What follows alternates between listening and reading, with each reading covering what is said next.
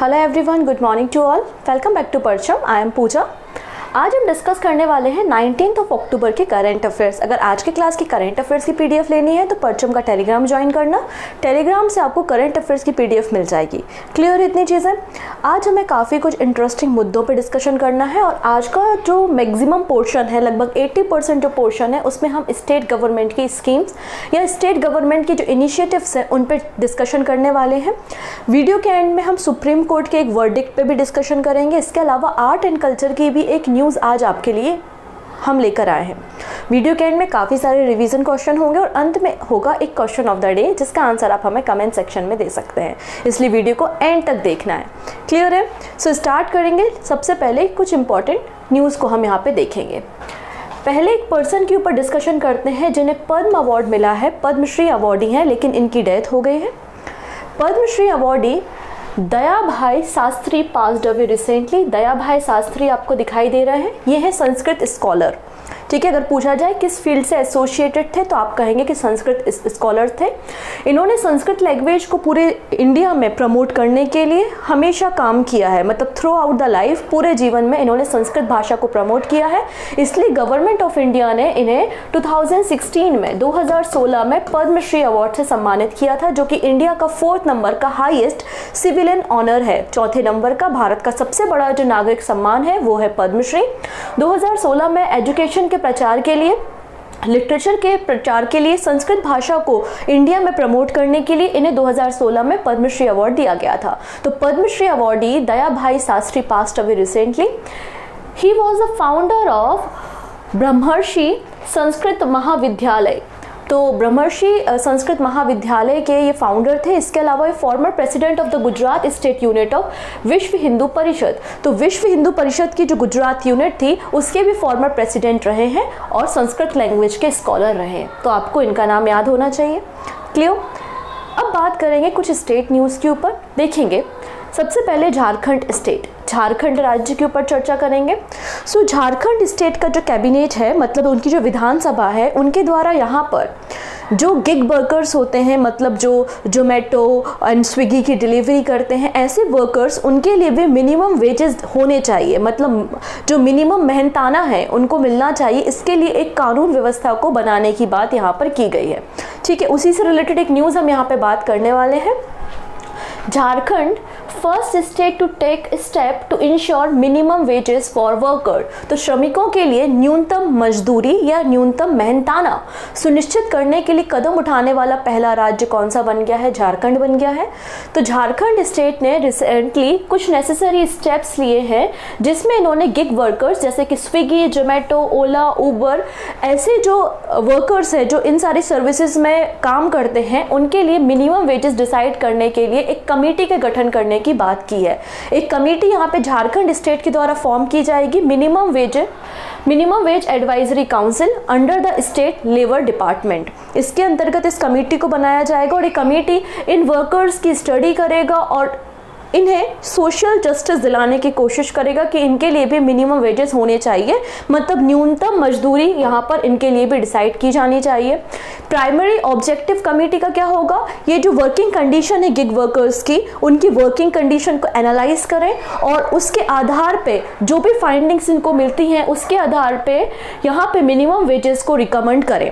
जो minimum wages act 1948 पास हुआ था और यह वो एक्ट है जो कि प्रोवाइड करता है कि हमारी कंट्री में जो भी अनएम्प्लॉयड, मतलब अनऑर्गेनाइज सेक्टर्स के वर्कर्स जो हैं उनको भी मिनिमम वेजेस मिल सके। मतलब जो भी हमारे देश में मजदूरी करते हैं, कॉन्ट्रैक्ट बेसिस पे काम करते हैं, तो उनका भी एक न्यूनतम मेहनताना डिसाइड होना चाहिए जिससे उनके जो कह सकते हैं बेनिफिट्स हैं या उनके जो प्रॉफिट्स हैं उनको कोई छीन ना सके। क्लियर? चलिए नेक्स्ट बात करते हैं। जब हम वर्किंग की बात कर रहे हैं तो लगातार जो हमारी इंडियन गवर्नमेंट है नई नई स्कीम्स लेकर आती है जहां पे वीमेंस एम्पावरमेंट की बात की जाती है, अलग अलग सेक्टर्स में महिलाओं की भी भागीदारी हो, इसके लिए लगातार इंडियन गवर्नमेंट काम करती है। तो रिसेंटली एक सर्वे कंडक्ट हुआ। सर्वे कंडक्ट किसने कराया? Ministry of statics and programme.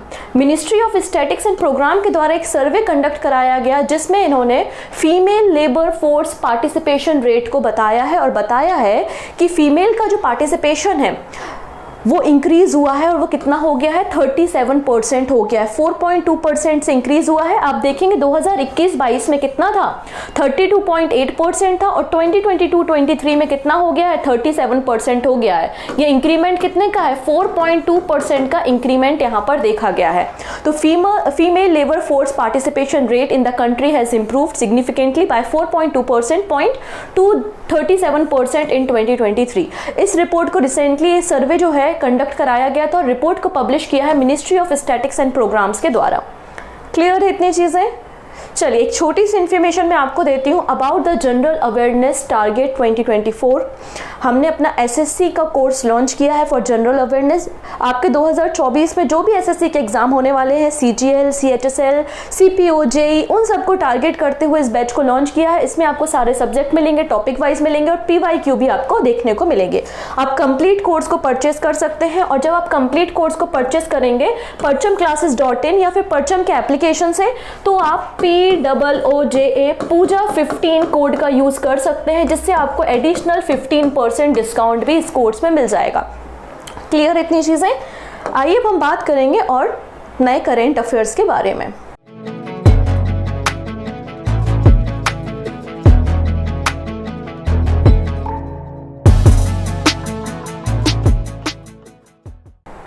चलिए अब बात करते हैं एमपी के भोपाल के बारे में। एमपी की जो कैपिटल है वो भोपाल है, जिसे सिटी ऑफ लेक्स भी कहा जाता है। ठीक है, भोपाल महिला थाना become country first to get ISO certification. ये भोपाल का जो महिला थाना आपको दिखाई दे रहा है, वीमेन पुलिस स्टेशन, ये कंट्री का पहला वीमेन सेंट्रिक पुलिस स्टेशन बन गया है जिसे ISO सर्टिफिकेशन दिया है। क्यों दिया है? क्योंकि महिलाओं से रिलेटेड जो भी क्राइम हुए, उनके पास जो भी कंप्लेंट यहाँ पे पहुंची, उन कंप्लेंट को बहुत अच्छे तरीके से इन्होंने सॉल्व किया है और वीमेन्स को कंफर्ट जोन प्रोवाइड करने का काम किया है। ISO सर्टिफिकेशन इस बात का एक कह सकते हैं इंडिकेशन होता है कि आपकी जो यूनिट है वो किस तरीके से काम कर रहे हो। आने वाले समय में भी आप अपनी सर्विस को, सर्विस की क्वालिटी को, इफिशियंसी को किस तरीके से इंप्रूव कर सकते हैं। ओके, तो महिला थाना जो वुमेन पुलिस स्टेशन है भोपाल का, ये पहला वीमेन सेंट्रिक पुलिस स्टेशन बन गया है एंटायर कंट्री में, जिसे ISO सर्टिफिकेशन दिया गया है। तो आपको भोपाल महिला थाने के बारे में पता होना चाहिए। चलिए अब इस पिक्चर को देखते हैं। इस पिक्चर में कौन दिखाई दे रहा है? तो ये है नवीन पटनायक जी, जो कि उड़ीसा स्टेट के CM है, मुख्यमंत्री हैं, और यहाँ पर उन्होंने एक नई बस सर्विसेज की शुरुआत की है हरी झंडी दिखाते हुए। आप यहाँ पे पिक्चर में देख पा रहे हैं। इसी नई सर्विस के ऊपर हम चर्चा करने वाले हैं। सो Orissa CM launched LACCMI, Lakme पता नहीं जो भी इसको बोलेंगे, LACCMI public transport system. LACCMI का फुल फॉर्म है location accessible multi modal initiative scheme. इसको उड़ीसा के जो चीफ मिनिस्टर है नवीन पटनायक जी के द्वारा लॉन्च किया गया है। कहाँ से? मलकानगिरी से। और ये अलग अलग जो पंचायत हैं और ब्लॉक के जो हेडक्वार्टर्स हैं उनको बस सर्विस से कनेक्ट करेगा, जिससे फार्मर्स अपनी पहुंच बढ़ा सकेंगे मार्केट प्लेसेस तक, और हॉस्पिटल तक भी जो है फार्मर्स की पंचायत लेवल पे जो लोग रहते हैं उनकी पहुंच भी रीचेबल हो जाएगी। वो भी आसानी से इन बस सर्विसेज का यूज करके मार्केट तक एंड हॉस्पिटल तक कनेक्टिविटी को बढ़ा सकते हैं। Scheme will connect farmers with market and patient to hospital. इसके अलावा चीफ मिनिस्टर जी के द्वारा यहाँ पर एक और स्कीम लॉन्च की गई है। यहाँ पे राइस जो है, मतलब पैडी या धान जो है, वो 1 रुपये पर kg यहाँ पे दी जाएगी इस स्कीम के अंतर्गत। और यहाँ पे बीजू स्वास्थ्य कल्याण योजना भी शुरू की गई है। ये जो बीजू स्वास्थ्य कल्याण योजना है, ये वीमेंस को हेल्थ इंश्योरेंस कवरेज देता है 10 लाख रुपए तक का। तो ये हेल्थ इंश्योरेंस कवरेज प्रोवाइड करने की एक स्कीम है। क्लियर। नेक्स्ट बात करते हैं, सेम वही हरी झंडी पकड़ के यहाँ पे खड़े हुए हैं नीतीश कुमार जी, पिक्चर में दिखाई दे रहे हैं, और ये भी एक सेवा को यहाँ पे फ्लैग ऑफ कर रहे हैं, हरी झंडी दिखा रहे हैं। ठीक है ना, सेम इमेज है, बस CM चेंज हो चुके हैं। यहाँ पे नीतीश कुमार जी हैं जो कि बिहार के मुख्यमंत्री हैं, और इन्होंने रबी महाअभियान की शुरुआत की है। अभी रबी महाअभियान क्या है? तो आप लोगों को पता है कि हमारी कंट्री में जो फसल होती है, जो क्रॉप का हम प्रोडक्शन करते हैं, वो आपको रोटेशन बेसिस पे होती है। पहले रबी क्रॉप, फिर खरीफ क्रॉप, है ना, इस तरीके से काम होता है। तो यहाँ पे जो रबी सीजन है, तो रबी कैंपेन की शुरुआत या रबी महाअभियान की शुरुआत नीतीश कुमार जी के द्वारा की गई है। यहाँ पर उन्होंने हरी झंडी दिखाई है। इन ट्रक्स को, इन चैरियट्स को बेसिकली गांव-गांव में जाके ये बताएंगे जो भी गवर्नमेंट की नई नई एग्रीकल्चर डिपार्टमेंट की जो नई स्कीम्स होती हैं, जनरली फार्मर्स को उनके बारे में अवेयरनेस कम होती है, तो इन्हीं एग्रीकल्चर डिपार्टमेंट से रिलेटेड जो भी रबी सीजन के लिए स्कीम्स हैं उनको बताने का काम फार्मर्स को ये यहाँ पे जो चैरियट या आपका कह सकते हैं व्हीकल है बेसिकली करेगा। और इसी कैंपेन को यहाँ पे लॉन्च किया गया है rabi 2023। Campaign has been launch for the success of rabi 2023। ठीक है, इसके अलावा लोगों को मतलब फार्मर्स को अवेयरनेस दिलाएगा कि आप किस तरीके से रेसिड्यू को मैनेज कर सकते हैं। अगर यहाँ पर आप बर्निंग करेंगे क्रॉप को, मतलब जो रेसिड्यू बचा है फसल को काटने के बाद, जो अवशेष बचे हैं, जो रेसिड्यू बचे हैं, अगर आप उनको जलाओगे तो वो एनवायरनमेंट फ्रेंडली नहीं है। इससे एनवायरनमेंट को नुकसान होगा, इससे हमारी सॉइल को नुकसान होगा। तो आप किस तरीके से रेसिड्यू को मैनेज कर सकते हैं, इसके बारे में भी फार्मर्स को अवेयरनेस इस व्हीकल की मदद से पहुंचाई जाएगी। क्लियर हो रही है ये चीजें? ठीक है, चलिए नेक्स्ट बात करते हैं। रबी क्रॉप क्या होती है? तो रबी क्रॉप वो होती है जो ठंड के समय पे जिसको ठंड के समय पे लगाया जाता है, ठीक है, और स्प्रिंग के सीजन में जिसको हार्वेस्ट किया जाता है, मतलब काटा जाता है। तो rabi crop are harvested in the spring season while it is sown in the winter. Rabi crop को जनरली नवंबर मिड में जब मॉनसून खत्म हो जाता है तब इसको लगाया जाता है, और आप देख सकते हैं अप्रैल मई में इसको हार्वेस्ट किया जाता है। ठीक है, रबी क्रॉप में सबसे इंपॉर्टेंट क्रॉप अगर आप याद रखना चाहें तो आप गेहूं की फसल याद रख सकते हैं, वीट। जनरली हमारे घरों में गेहूं या वीट जो होता है वो गर्मियों के समय पे आता है, राइट, क्योंकि उनकी हार्वेस्टिंग ही आपकी अप्रैल मई में हुई है। इसके अलावा प्रेसिडेंट द्रौपदी मुर्मू अभी 3 दिन के विजिट पे जाने वाली है। कहाँ पर? बिहार में। 3 डे का विजिट करेंगी बिहार में, और जब बिहार में विजिट करेंगे तो कई सारे फंक्शंस को अटेंड करेंगे। इसके अलावा 4th Bihar agriculture road map को भी लॉन्च करेंगे 2023 से लेकर 2028 तक। तो 5 सालों में एग्रीकल्चर के सेक्टर में बिहार स्टेट में क्या क्या काम होना है, कौन कौन से स्कीम शुरू होनी है, कौन कौन से इनिशिएटिव लेने हैं, तो उसका एक पूरा ब्लूप्रिंट, पूरा जो रोड मैप है उसको भी यहाँ पर लॉन्च करेंगी द्रौपदी मुर्मू, जो कि हमारी कंट्री की प्रेसिडेंट है। और ये 4th नंबर का बिहार का एग्रीकल्चर रोड मैप होगा। क्लियर है? नेक्स्ट 5 ईयर के लिए। ठीक है, और ये जो पूरा एक्शन प्लान है वो एग्रीकल्चर और 11 अलग अलग डिपार्टमेंट के साथ एसोसिएटेड होगा। डन। जब हम रबी क्रॉप के बारे में बात कर रहे हैं तो यहाँ पर कैबिनेट ने एक और फैसला लिया है, और यहाँ पर 6 इंपॉर्टेंट रबी क्रॉप के लिए एमएसपी डिसाइड की है। ठीक है, एमएसपी यहाँ पे डिसाइड है। एमएसपी का मतलब मिनिमम सपोर्ट प्राइस होता है। आइए हम इनके बारे में बात कर सकते हैं। देख सकते हैं आप यहाँ पर कि 18 अक्टूबर की ये घटना है। कैबिनेट ने यहाँ पे रबी क्रॉप के लिए यहाँ पे 2024-25 के लिए एमएसपी डिसाइड किया है। ठीक है, Government has approved minimum support price for 6 rabi crop for marketing season 2024-25। सबसे हाईएस्ट जो इंक्रीमेंट देखा गया है वो कहाँ पर देखा गया है? मसूर में। ठीक है, मतलब आपकी जो लेंटिल होते हैं, जो मसूर की दाल होती है बेसिकली, उनमें मैक्सिमम आपको यहाँ पे इंक्रीमेंट देखा गया है एमएसपी में 425 पर क्विंटल। तो 425 रुपये पर क्विंटल यहाँ पर इंक्रीमेंट देखा गया है। उसके बाद 200 रुपये पर क्विंटल बढ़ाया गया है मस्टर्ड में। आप यहाँ पे देख सकते हैं कि सबसे ज़्यादा जो एमएसपी इंक्रीज हुआ है वो वीट में हुआ है 102%।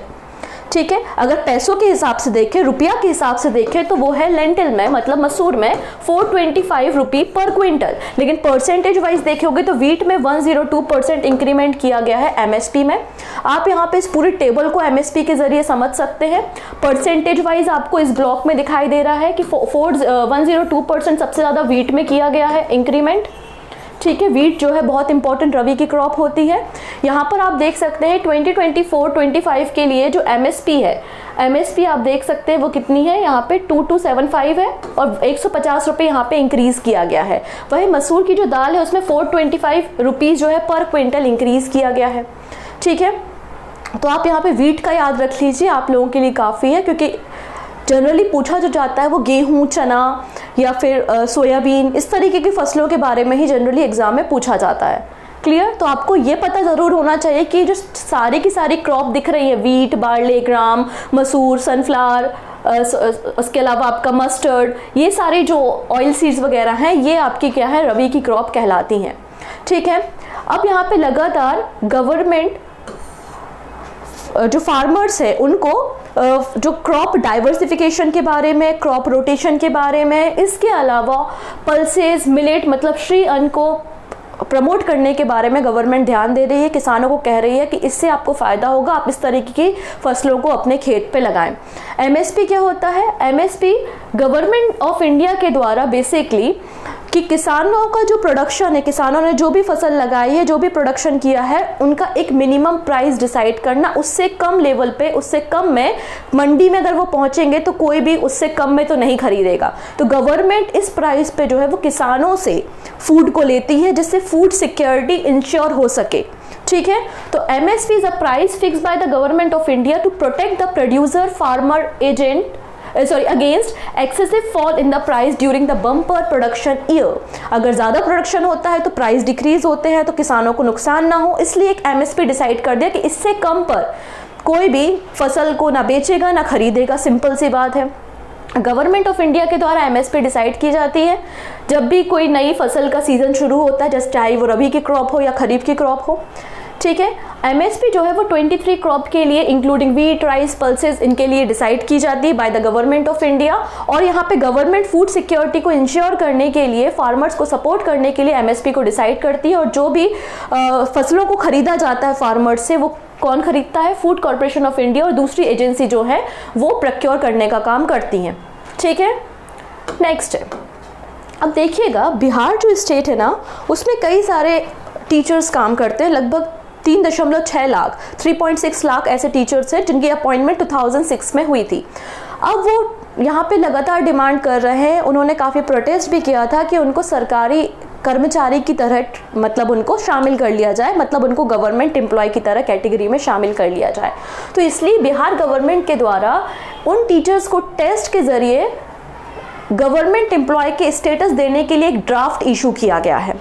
क्या लेकर आया है बिहार गवर्नमेंट? तो बिहार गवर्नमेंट ने कहा है कि जो हमारी कंट्री में, जो हमारे स्टेट में पंचायत लेवल पे, अर्बन एरियाज़ में जो टीचर काम कर रहे हैं, उन टीचर का एक कॉम्पिटिटिव एग्जाम, मतलब एक टेस्ट कंडक्ट किया जाएगा। उनको 3 अटेम्प्ट मिलेंगे उस टेस्ट को देने के लिए, और एजुकेशन डिपार्टमेंट उस टेस्ट को कंडक्ट कराएगा। और टेस्ट में अगर आप पास हो जाते हैं तो उन सारे टीचर्स को हम गवर्नमेंट एम्प्लॉय की तरह देंगे, और उनके जो वेतन भत्ते होते हैं या उनके जो भी सैलरीज होती हैं उनको भी इंक्रीज कर दिया जाएगा। इसके लिए एक ड्राफ्ट बनाया जा रहा है, कैसी क्या प्रोसीजर होगी, किसके लिए कौन सा कॉम्पिटिटिव एग्जाम होगा, किस लेवल पे होगा, एटसेट्रा। ठीक है, इसके लिए एक ड्राफ्ट को पेश किया है बिहार गवर्नमेंट ने। ठीक है, तो Bihar education department has uploaded the draft of the Bihar school specialist teacher rules 2023 which will pay the way for the absorption of teacher appointed since 2006। तो 2006 में जो टीचर्स की नियुक्ति हुई थी पंचायती राज इंस्टीट्यूट और अर्बन लोकल बॉडीज़ में स्टेट गवर्नमेंट एम्प्लॉय की तरह, उनको एब्जॉर्व कर लिया जाएगा under the Bihar school specialist teacher rule 2023। ठीक है, यहाँ पे ड्राफ्ट में कुछ रूल्स भी बताए गए हैं कि क्या क्राइटेरिया होगा स्पेशलिस्ट टीचर के लिए, प्रमोशन के लिए, सीनियरिटी के लिए, कौन कौन से क्राइटेरियाज होंगे वो इस ड्राफ्ट में बताया जाएगा। क्लियर। इस ड्राफ्ट में ये भी कहा है कि डिस्ट्रिक्ट वाइज, सब्जेक्ट वाइज, मतलब प्राइमरी लेवल पे, मिडिल लेवल पे या सेकेंडरी, सीनियर सेकेंडरी लेवल पे जो टीचर्स हैं उनके हिसाब से अलग अलग ड्राफ्टिंग के रूल्स होंगे, अलग अलग हिसाब से यहाँ पे कॉम्पिटिटिव एग्जाम भी कंडक्ट किए जाएंगे। सैलरी की बात करते हैं तो 25,000 से यहाँ पे 32,000 के बीच में डिपेंडिंग ऑन डिफरेंट ग्रेड्स यहाँ पे सैलरी जो होगी ये बताया गया है यहाँ पर। इसके अलावा ये भी बोला है कि जो स्पेशलाइज्ड टीचर है उनका transfer with in the district या फिर दूसरे डिस्ट्रिक्ट में depend on the administrative ground उनका ट्रांसफ़र भी किया जा सकता है। इसके अलावा यहाँ पे एक कॉम्पिटिटिव एग्जाम भी कंडक्ट करा जाएगा रिस्पेक्टिव रूल्स और फील्ड के अकॉर्डिंगली। जैसे कि कोई टीचर है वो मैथ्स का टीचर है, कोई टीचर है साइंस का टीचर है, तो उसके डिसिप्लिन के अकॉर्डिंगली एक कॉम्पिटिटिव एग्जाम भी कंडक्ट कराया जाएगा और 3 अटेम्प्ट टीचर्स को दिए जाएंगे कि आप उनमें क्लियर करो इस पेपर को। अगर आप क्लियर करते हो तो आप बिल्कुल यहाँ पर गवर्नमेंट एम्प्लॉय की तरह ट्रीट किए जाओगे स्टेट डिपार्टमेंट में, एजुकेशन डिपार्टमेंट में। चलिए, आज 19 अक्टूबर और 19 अक्टूबर को आज के दिन prime minister Narendra Modi virtually inaugurate करने वाले हैं, लॉन्च करने वाले हैं 511 स्किल सेंटर इन महाराष्ट्र। तो प्रधानमंत्री 19 अक्टूबर को महाराष्ट्र में 511 कौशल केंद्र को लॉन्च करेंगे। ठीक है, पूरी बात हम समझेंगे। Prime minister Narendra Modi will launch 511 rural skill development centre in the name of late BJP leader Pramod Mahajan in Maharashtra. तो किसके नाम पे इस स्किल सेंटर का, डेवलपमेंट का सेंटर जो इनॉग्रेट किया जाएगा? तो आंसर हो जाएगा प्रमोद महाजन के नाम पे किया जाएगा 19 अक्टूबर को। बाय वीडियो कॉन्फ्रेंसिंग और लगभग 34 रूरल डिस्ट्रिक्ट ऑफ महाराष्ट्र में इन स्किल सेंटर्स को बिल्ड किया जाएगा under the national skill development mission. National skill development mission जो है इसको ऑफिशियली प्राइम मिनिस्टर मोदी ने 2015 में लॉन्च किया था। कब किया था? वर्ल्ड यूथ स्किल डे के दिन इसको लॉन्च किया गया था, जिसका मकसद है कि रीजनल लेवल पर, स्टेट लेवल पे स्किल ट्रेनिंग जो है वो यूथ को दी जाए और अलग अलग कोर्सेज करके सर्टिफिकेशन लेके वो जो यूथ है उनको रोजगार मिल सके, एम्प्लॉयमेंट मिल सके। इसलिए नेशनल स्किल डेवलपमेंट मिशन को लॉन्च किया गया था। तो अलग अलग यहाँ पे देख सकते हैं 511 रूरल स्किल डेवलपमेंट सेंटर्स को बनाया जाएगा, जिसमें वोकेशनल कोर्सेज अवेलेबल होंगे और हर एक यूथ आके वहाँ पर इन कोर्सेज को अडॉप्ट कर सकता है, सर्टिफिकेट ले सकता है और उसके बाद इनको एम्प्लॉयमेंट मतलब रोजगार दिया जाएगा। क्लियर? नेक्स्ट बात करेंगे उत्तराखंड से। उत्तराखंड के जो सीएम हैं पुष्कर सिंह धामी जी, उनके द्वारा रोजगार प्रयाग की शुरुआत की गई थी और एक पोर्टल भी लॉन्च किया गया था। आइए हम उसके बारे में बात करेंगे। तो रोजगार प्रयाग पोर्टल उत्तराखंड के सीएम पुष्कर सिंह धामी जी के द्वारा लॉन्च किया गया है और एक एप्लीकेशन भी लॉन्च किया गया है, युवा उत्तराखंड ऐप। एक एप्लीकेशन है जिसका नाम है युवा उत्तराखंड ऐप को भी लॉन्च किया गया है। अभी रिसेंटली उत्तराखंड यूथ फेस्टिवल को ऑर्गेनाइज किया गया था। इसी इवेंट पे देहरादून में इन दोनों पोर्टल और एप्लीकेशन को लॉन्च किया गया है। अब इसका क्या मकसद है? तो इसका मकसद है कि जो उत्तराखंड स्टेट के यूथ हैं उनको डिफरेंट एजेंसीज में गवर्नमेंट जॉब की क्या भी मतलब जॉब जो नोटिफिकेशन आते हैं ना कि इस डिपार्टमेंट में वैकेंसी आई है, उस डिपार्टमेंट में वैकेंसी आई है, तो पूरी जानकारी एक ही जगह यूथ को मिल सके, जिससे उनको आसानी से एम्प्लॉयमेंट भी मिल सके। The portal has been developed by the government for the youth with the aim for providing employment opportunity in the state on the single portal. तो सिंगल पोर्टल की मदद से सारी जानकारी उनको एक ही जगह पे मिल सके यूथ को, और सारी जो गवर्नमेंट की स्कीम है यूथ के लिए वो भी वो एक ही जगह पे एक्सेस कर सके, जिसका नाम है युवा उत्तराखंड ऐप। क्लियर? रोजगार जो प्रयाग पोर्टल है उसके जरिए जो आप नौकरियों में अप्लाई करते हैं तो जो प्रोसेस होगी वो भी सिंप्लीफाई हो जाएगी उत्तराखंड स्टेट में। क्लियर? चलिए नेक्स्ट बात करते हैं। इंडियन आर्मी को रिसेंटली गोल्ड मेडल मिला है। कहाँ पर गोल्ड मेडल मिला है देख लेते हैं। इन कैम्ब्रियन पेट्रोल 2023 मिलिट्री एक्सरसाइज। ये एक्सरसाइज जो है वो यूके में होती है। कहाँ पर होती है? यूके में होती है। यहाँ पर हमारा 3/5 गोरखा रेजिमेंट ने पार्टिसिपेट किया था और गोरखा रेजिमेंट को यहाँ पर गोल्ड मेडल मिला है। So Indian army has won the gold medal at the Cambrian patrol competition 2023 international military exercise in Wales UK. हमारी 3/5 गोरखा राइफल्स फ्रंटियर फोर्स के द्वारा यहाँ पे इंडियन आर्मी को रिप्रेजेंट किया गया था और हमको गोल्ड मेडल मिला है। 2021 में भी हमको मतलब इंडियन आर्मी को गोल्ड मेडल मिला था। ठीक है, और यहाँ पे 111 टीम्स ने पार्टिसिपेट किया था और इन टीम्स के बीच में से इंडिया को गोल्ड मेडल मिला है। डन। चलिए अब साइंस की बात ही कर ही रहे हैं तो आपको एक और जानकारी दे देते हैं। अगर आप कंप्लीट कोर्स लेना चाहते हैं तो कंप्लीट कोर्स भी ले सकते हैं। अगर आप इंडिविजुअल साइंस का कोर्स लेना चाहते हैं तो आप टारगेट 2024 को करते हुए इंडिविजुअल साइंस का कोर्स भी आप ले सकते हैं। ठीक है, नेक्स्ट जो बात करेंगे हम अपना चंद्रयान पोर्टल। इस पोर्टल को भी लॉन्च किया गया है गवर्नमेंट ऑफ इंडिया के द्वारा, अपना चंद्रयान पोर्टल। ठीक है, आइए क्या है ये पोर्टल।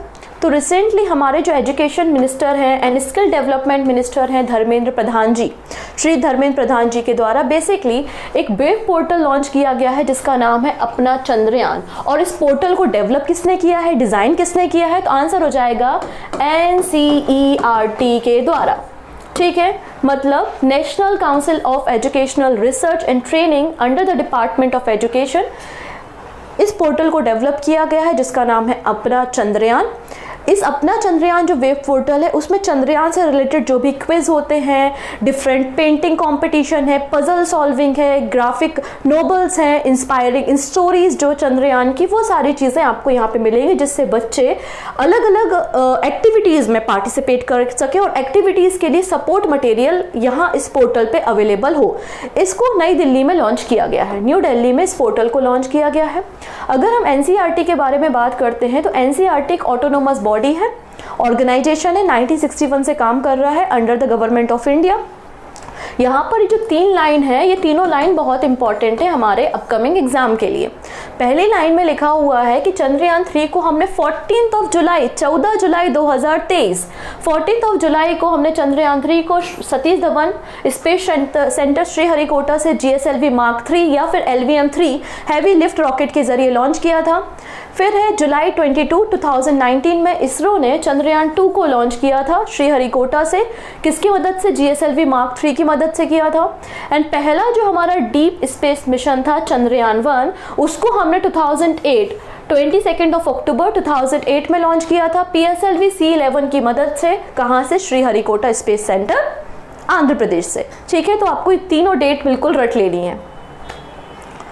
नेक्स्ट बात करेंगे हम सुप्रीम कोर्ट के एक वर्डिक्ट के बारे में। बहुत लंबे समय से एक कह सकते हैं कि कॉन्फ्लिक्ट चल रहा था कंट्री के अंदर about the same sex marriage. क्या सेम सेक्स मैरिज को लीगलाइज कर देना चाहिए, नहीं कर देना चाहिए? तो इस पे फाइनली सुप्रीम कोर्ट का एक वर्डिक्ट आ चुका है और सुप्रीम कोर्ट ने यहाँ पर आप देख सकते हैं 5 जजेस की एक बेंच तैयार हुई थी और उस 5 जजेस की बेंच ने यहाँ पर 3-2 से फैसला दिया है कि सेम सेक्स जो मैरिज है उसको हम लीगली रिकॉग्नाइज नहीं कर सकते हैं। मतलब यहाँ पे डिक्लाइन कर दिया गया है, सेम सेक्स मैरिज को यहाँ पर डिक्लाइन करने की बात की गई है। यहाँ पे 5 जजेस की बेंच देख रहे हैं और जजेस की बेंच को हेड कर रहे थे हमारे CJI DY चंद्रचूड़ जी और 3-2 से फैसला यहाँ पर आया है। ठीक है, क्या फैसला है, क्या बातें हैं, थोड़ा सा हम देख लेंगे यहाँ पर। तो ये 5 जज की जो कॉन्स्टिट्यूशनल बेंच है जिसको लीड कर रहे थे chief justice of India DY Chandrachud ji, इन्होंने वर्डिक्ट दिया है कि decline to recognise same sex marriage and civil union for non heterosexual couple. तो यहाँ पे जो सेम सेक्स मैरिज है उसको डिक्लाइन कर दिया है कि हम कुछ भी लीगल यहाँ पे मान्यता उनको नहीं दे सकते, लेकिन हाँ हम उनके राइट्स को प्रोटेक्ट ज़रूर करते हैं। उन्होंने कहा है कि हमारे जो फंडामेंटल राइट है वहाँ पर कहीं भी मैरिज को फंडामेंटल राइट नहीं बताया गया है, तो इसलिए हमें इस पर कानून बनाने की ज़रूरत नहीं है। अगर सेम सेक्स मैरिज पे कोई भी कानून बनाने हैं तो वो संसद बनाएगी या फिर लेजिस्लेटिव असेंबली बनाएगी, इस पे हम कोई कानून नहीं बनाते। लेकिन इस बात को जरूर अश्योर करते हैं कि हमारे जो फंडामेंटल राइट है वो इक्वलिटी की बात करते हैं कि किसी के साथ कोई भी भेदभाव नहीं किया जाएगा। तो पुलिस को और दूसरे स्टेट डिपार्टमेंट को ये बात ज़रूर कही गई है कि इन जो आपके सेम सेक्स या फिर आपका LGBTQ कम्युनिटी है उनके साथ कोई भी भेदभाव नहीं किया जाएगा। ये बात यहाँ पर बोली है इन 5 जजेस के 5 जो जजेस हैं उनकी बेंच के द्वारा। और स्पेशल मैरिज एक्ट 1954 में भी इन्होंने कोई भी चेंजेस ना करने की बात यहाँ पर की है। क्लियर, तो ये बातें यहाँ पे सामने आई हैं। नेक्स्ट है KIA मतलब केम्पेगौड़ा इंटरनेशनल एयरपोर्ट के बारे में बात हो रही है। Most punctual airport in the world. Okay, सबसे ज़्यादा टाइम पे अराइविंग होना, टाइम पे फ्लाइट की डिपार्चरिंग होना, टाइम पे OTP आना जो हमारे कह सकते हैं कि कस्टमर हैं, तो सारी चीज़ें टाइम पे हो रही हैं। तो most punctual airport in the world कौन बन गया है? केम्पेगौड़ा इंटरनेशनल एयरपोर्ट बन गया है। ऐसा किसने कहा है? तो एक एविएशन फर्म है जिसका नाम है सीरियम, उनके द्वारा इस डेटा को पब्लिश किया गया है। तो Kempegowda international airport top global on time performance ranking top 5 में केम्पेगौड़ा इंटरनेशनल एयरपोर्ट के अलावा जो सेकंड एयरपोर्ट है वो हैदराबाद राजीव गांधी इंटरनेशनल एयरपोर्ट है। ये केवल और केवल सेकंड नंबर का ऐसा इंडियन एयरपोर्ट है जो टॉप 5 की लिस्ट में आया है। क्लियर, चलिए अब यहाँ पे जैसा कि मैंने कहा था आर्ट एंड कल्चर से एक क्वेश्चन हम लेंगे। यहाँ पर मैं आपको एक मंदिर के बारे में बताने वाली हूँ। ठीक है, अभी जम्मू एंड कश्मीर के एरिया में लगातार 2 दिन से बहुत ही ज़्यादा जब बारिश हुई तो बारिश के कारण यहाँ पर आप एक टेंपल दिखाई दे रहा है और टेंपल का आपको मलबा दिखाई दे रहा है। कोलैप्स कर गया है ये टेंपल जिसका नाम है रणवीरेश्वर टेंपल। ठीक है, तो इस टेंपल के बारे में बात कर रहे हैं। तो सबसे पहला क्वेश्चन ये बनेगा कि रणवीरेश्वर टेंपल कहाँ पर सिचुएटेड है, या क्वेश्चन बनेगा कि इस टेंपल को किसने कंस्ट्रक्ट कराया था। तो जम्मू एंड कश्मीर में आपको ये टेंपल देखने को मिलेगा। लॉर्ड शिवा को डेडिकेटेड है ये टेंपल। बेसिकली पूरा टेंपल का जो प्रमाइसेस था 2 बड़े बड़े हॉल्स में डिवाइडेड था और भगवान शंकर जी के जो बेटे थे मतलब गणेशा एंड कार्तिकेय के नाम पे उन हॉल के नाम रखे गए थे। इस टेंपल का जो फाउंडेशन स्टोन रखा था, यह टेंपल का कंस्ट्रक्शन किसने कराया था? महाराजा रणवीर सिंह जी के द्वारा किया गया था और 1883 से ये टेंपल खड़ा हुआ है। 1883 में ये टेंपल बन के तैयार हो गया था। One of the biggest Shiva temple है ये नॉर्थ इंडिया का। ठीक है, तो आपको इस टेंपल के बारे में इतनी जानकारी होना चाहिए। अंत में बात करेंगे कुछ शॉर्ट न्यूज़ के बारे में और फिर हम रिवीजन क्वेश्चंस को देखेंगे। क्लियर, सबसे पहले बात करते हैं यहाँ पे हमारे जो होम मिनिस्टर हैं अमित शाह जी, इन्होंने समाओ शहीद मेमोरियल एंड लाइब्रेरी का उद्घाटन किया है गांधीनगर गुजरात में। ये बेसिकली 1857 के रिवॉल्ट में जो समाओ एरिया से जो फ्रीडम फाइटर शहीद हुए थे उनके लिए बेसिकली स्मारक बनाया गया है। अब ये जो न्यूज़ है पुरानी, मतलब पहले भी हमने डिस्कस की थी।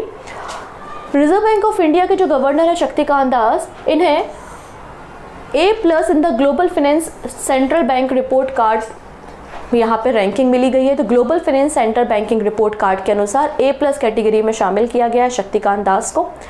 नेक्स्ट है, कुछ समय पहले मैंने बताया था कि वियतनाम में हमारे जो एक्सटर्नल अफेयर मिनिस्टर है डॉक्टर एस जयशंकर, तो डॉक्टर एस जयशंकर जी के द्वारा रविन्द्रनाथ टैगोर जी की जो स्टैच्यू थी उसको अनवील किया गया था। अब वियतनाम में डॉक्टर एस जयशंकर जी के द्वारा महात्मा गांधी जी की स्टैच्यू को भी अनवील किया गया है हो ची मिन सिटी में। ठीक है, अब दिवाली का एक तोहफा लेकर आए हैं योगी आदित्यनाथ जी, जो कि यूपी के सीएम हैं, और इन्होंने कहा है कि हमारी जो उज्ज्वला स्कीम है उसको हम एक्सटेंड कर रहे हैं और यहाँ पर जो भी बेनिफिशरीज हैं उनको फ्री कुकिंग गैस सिलेंडर दिया जाएगा as a Diwali gift. Okay, तो ये कुछ हमारी शॉर्ट न्यूज़ थी।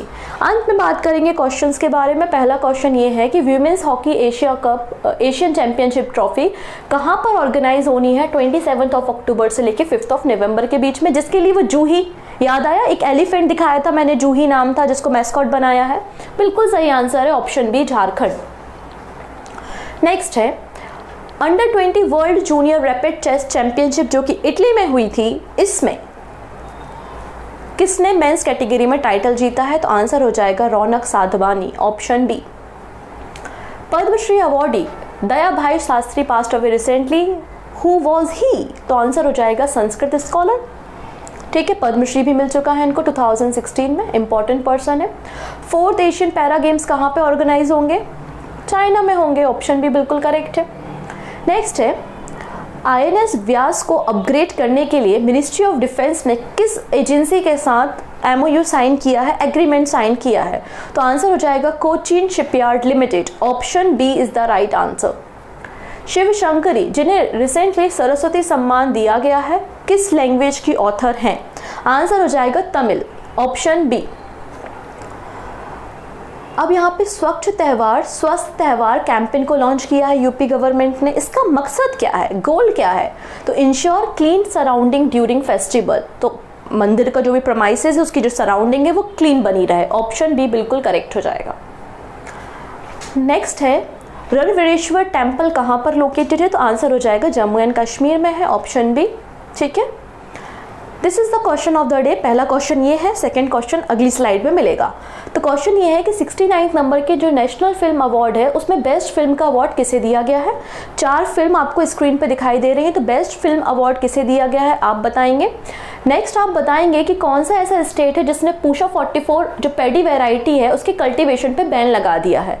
4 राज्यों के नाम आपको स्क्रीन पे दिखाई दे रहे हैं, तो इस राज्य का नाम भी आप हमें बताएंगे। तो दोनों क्वेश्चंस के आंसर आप हमें कमेंट सेक्शन में देंगे। ओके, इसके अलावा बाकी सारी बातों को हम कल डिस्कस करेंगे आने वाले सेगमेंट में। तब तक अपना ढेर सारा ध्यान रखिएगा एंड टेक केयर।